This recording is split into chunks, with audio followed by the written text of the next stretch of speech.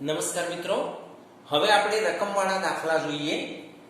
અહીંયા આપ્યું હોય કે એક બટાકા ઉપાડવાની હરીફાઈમાં આરંભ બિંદુ પર એક ડોલ રાખેલ છે।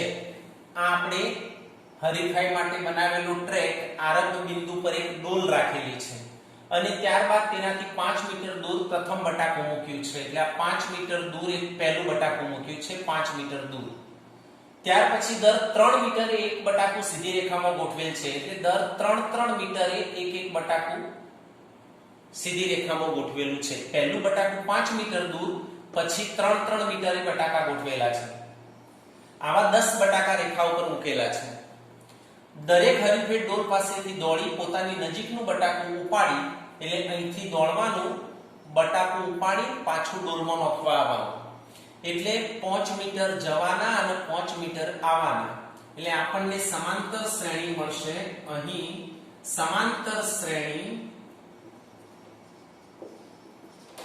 દરેક હરીફે પોતાના નજીકનું બટાકું ઉપાડી પાછું આવીને ડોલમાં નાખવાનું, એટલે 5 મીટર જવાના, 5 મીટર આવવાના, એટલે એને 10 મીટર દોડવું પડે।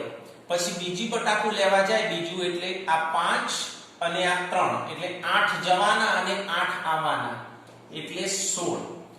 ત્રીજું બટાકું લેવા જાય એટલે આ 5, આ 3 અને આ 3, એટલે 5 દોડવાનું, 3 અને 3 એટલે 11 અને પાછા આવવાના 11, એટલે 22। આવી રીતે આપણી સમાંતર શ્રેણી મળશે। યાદ રાખો મિત્રો, પહેલું બટાકું અહીંથી લેવા જાય એટલે 5 મીટર જવાના અને 5 મીટર આવવાના, એટલે 10 મીટર દોડવું પડે। બીજું બટાકું લેવા જાય એટલે 8 જવાના અને 8 આવવાના, એટલે 16। ત્રીજું બટાકું લેવા જાય એટલે 11 જવાના અને 11 આવવાના, એટલે 22। અને બસ શ્રેણી મળ્યા પછી તો દાખલો એકદમ સરળ થઈ જાય કે અહીં a બરાબર 10, d એટલે બીજામાંથી પહેલું બાદ કરો એટલે 6 અને n બરાબર 10, કારણ કે 10 બટાકા લાઈનસર ગોઠવેલા છે, છેલ્લું 10મું બટાકું છે, એટલે n બરાબર 10। હવે કુલ કેટલું અંતર દોડવું પડશે? જવાનું આવવાનું, જવાનું આવવાનું, કુલ એટલે ટોટલ એટલે સરવાળો એટલે Sn। કુલ કેટલું અંતર દોડવું પડશે એટલે ટોટલ કરવાનું, ટોટલ મતલબ સરવાળો એટલે Sn નું સૂત્ર મૂકવાનું। Sn બરાબર n/2 2a plus n minus 1 into d।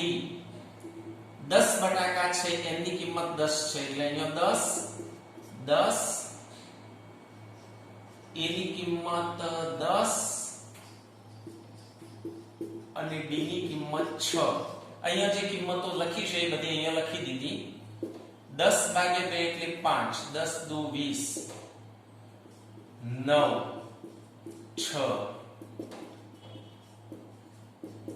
9 છે 54, 54 ને 20 74 ગુણ્યા 5, 5 24 ની 0 વીતી 2, 7 5 35 ને 2 37, 370 મીટર દોડવું પડશે। એટલે હરીફે 370 મીટર દોડવું પડશે।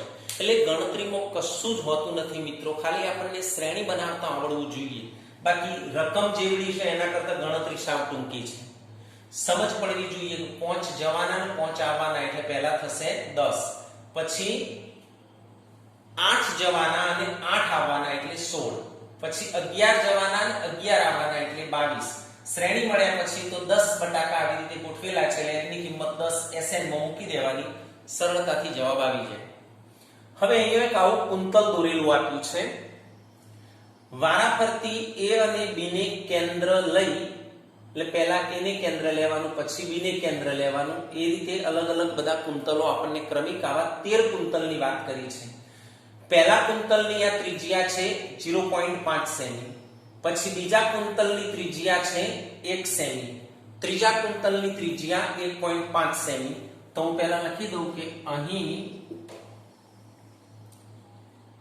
કુંતલની ત્રિજ્યાઓ ક્રમિક, એટલે ક્રમિક કુંતલની ત્રિજ્યાઓ બરાબર 0.5 1 1.5 2 આ રકમમાં આપેલી છે 0.5 1 1.5 2. હવે આ આખા કુંતલની આ લાઈન કુલ લંબાઈ પૂછી છે. કુંતલની લંબાઈ શોધો એટલે અહીંથી શરૂ કરીને આવો 13 કુંતલ બને એની ટોટલ લંબાઈ એટલે આપણે SN શોધવાનું છે. એટલે દરેક કુંતલમાં આપણે પહેલા કુંતલની વાત કરીએ તો અહીંથી શરૂ થાય આટલું પૂરું થાય એટલે એક અર્ધવર્તુળ બનશે. પછી બીજા કુંતલની વાત કરીએ તો અહીંથી શરૂ થાય અહીંયા પૂરું થાય એટલે એ પણ અર્ધવર્તુળ બનશે. એટલે આપણે અર્ધવર્તુળની લંબાઈ આપણને ખબર હોવી જોઈએ. પહેલા અર્ધવર્તુળની લંબાઈ એટલે પાઈ r.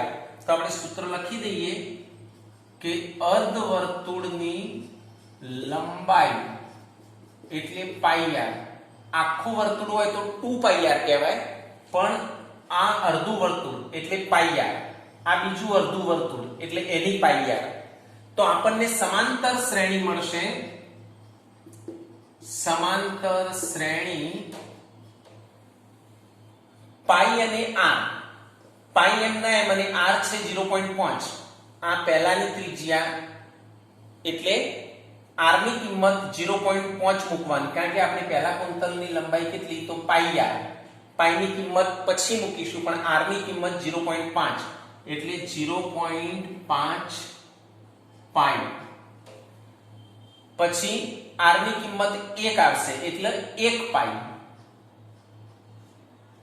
એકલું પાઈ લખીએ તો ચાલે. પછી r ની કિંમત 1.5 તો 1.5 પાઈ. પછી 2 પાઈ.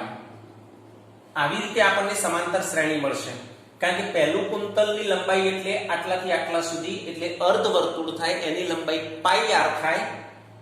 પાઈ આ અને r આ પાઈની કિંમત પાઈ અને r ની કિંમત આ એટલે આપણે 0.5 પાઈ તમો લખ્યો. પછી બીજા માટે ત્રિજ્યા 1 મૂકવાની છે r ની જગ્યાએ, ત્રીજા માટે 1.5 મૂકવાના, ચોથા માટે અહીંયા 2 મૂકવાના એટલે 2 પાઈ થાય. એ પ્રમાણે આપણને સમાંતર શ્રેણી મળશે. હવે આપણે a અને d શોધી કાઢીએ. તો a એટલે પ્રથમ પદ 0.5 પાઈ, d એટલે બીજા પદમાંથી પહેલું પદ બાદ કરવાનું, 1 પાઈ માંથી 0.5 પાઈ બાદ કરવાનું. તો 1 પાઈ માંથી 0.5 પાઈ બાદ કરીએ એટલે 0.5 પાઈ વધે. 1 પાઈ માંથી અડધી પાઈ બાદ કરો એટલે અડધી પાઈ વધે. અને કુલ 13 કુંતલ છે એવું લખ્યું છે 13, એટલે n ની કિંમત 13 લેવાની. કુલ ટોટલ લંબાઈ આપણને પૂછી છે એટલે સૂત્ર SN નું વાપરવાનું. SN બરાબર n/2 2a + n-1 * d. કિંમત મૂકી દઈએ n ની જગ્યાએ 13, n ની જગ્યાએ 13, a ની જગ્યાએ 0.5 પાઈ, n ની જગ્યાએ 13, d ની જગ્યાએ 0.5 પાઈ. પાઈ થી વિયાબાન નહીં, જેવું છે એવું લખવાનું. 0.5 ગુણ્યા 2, 0.5 ગુણ્યા 2 એટલે 5 × 10 અને આપણે પોઈન્ટ કાપીશું એટલે 1 પાઈ આવશે. 1 પાઈ ના લખીને એકલું પાઈ લખીએ તો એ ચાલે. આ 0.5 ગુણ્યા 2 એટલે 10 થાય, પોઈન્ટ કાપો એટલે 1 પાઈ. 13 માંથી 1 જાય તો 12, 0.5 પાઈ. અહીંયા લખીશું 1 પાઈ અને 12 × 5 = 60 અને પોઈન્ટ કાપો એટલે 6. આ 12 × 5 = 60 થાય અને પોઈન્ટ કાપો એટલે 6 પાઈ. 1 પાઈ 6 પાઈ એટલે 7 પાઈ. પાઈની કિંમત આપણને આપી છે 22/7, તો અહીંયા પાઈની જગ્યાએ 22/7 લખી દેવાના. એટલે 7 7 ઉડી જશે. અહીંયા બગડો 22 જોડે ઉડે એટલે 11, 13 ગુણ્યા 11 એટલે 13 ગુણ્યા 10 130 અને 13 143. તો 143 મીટર એવો જવાબ આવશે. અહીંયા રકમમાં સેમી આપ્યું હોય, સેમી છે તો આપણે 143 સેમી જવાબ આવશે. તો લખવાનું 13 ક્રમિક અર્ધવર્તુળોથી બનતા કુંતલની લંબાઈ બરાબર 143 સેમી.